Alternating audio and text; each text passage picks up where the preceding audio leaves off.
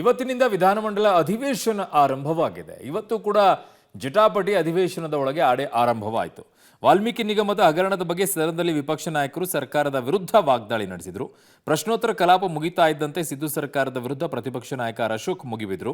ವಾಲ್ಮೀಕಿ ನಿಗಮದ ಹಣ ಲೂಟಿ ಹೊಡೆದಿದ್ದು ಹಲ್ಕಾ ಕೆಲಸ, ಸತ್ತಿರುವ ಚಂದ್ರಶೇಖರ್ ದಲಿತ, ಲೂಟಿಯಾಗಿರೋದು ದಲಿತರ ಹಣ, 187 ಕೋಟಿ ಹಣ ಕಟಾಕಟ್ ಅಂತ ವರ್ಗಾವಣೆ ಆದಾಗ ಸರ್ಕಾರ ಕಣ್ಮುಚ್ಚಿ ಕೂತಿತ್ತು ಅಂತ ವಾಗ್ದಾಳಿ ನಡೆಸಿದ್ರು.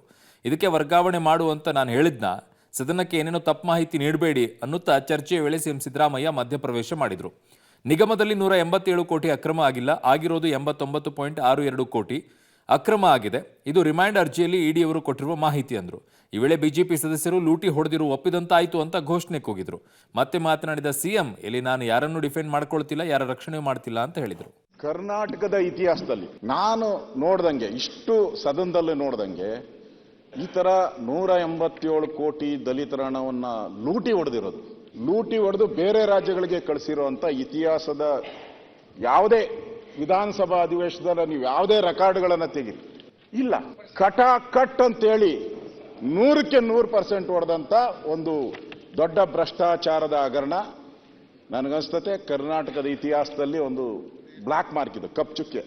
ಈ ತರದ ಘಟನೆ ನಿಜಕ್ಕೂ ಸರ್ಕಾರ ಎಚ್ಚರಿಕೆ ವಹಿಸಬೇಕಾಗಿತ್ತು. ಇಲ್ಲಿ ಬೇಲಿನೇ ಎದ್ದು ಹೊಲ ಮೇಯ್ದ್ರು ಅನ್ನಂಗೆ ಆಗ್ಬಿಟ್ಟಿದೆ. ಈ ರೀತಿ ದಲಿತರ ಹಣವನ್ನ ಲೂಟಿ ಮಾಡಿ ಇದೊಂಥರ ಅಲ್ಕಾ ಕೆಲಸ.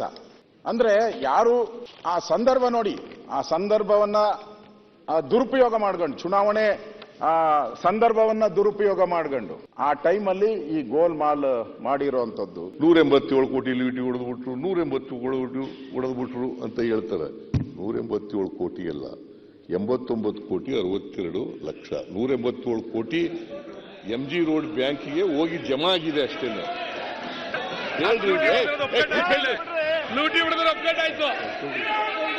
ಕೂತ್ಕೊಳ್ರಿ, ಮುಖ್ಯಮಂತ್ರಿ ಕೂತ್ಕೊಳ್ಳಿ. ನನಗೆ ನೋಡಿದ್ದೀನಿ, ಇಂಥವೆಲ್ಲ ಬಹಳ ನೋಡಿದ್ದೀನಿ. ಕೂತ್ಕೊಳ್ರಿ.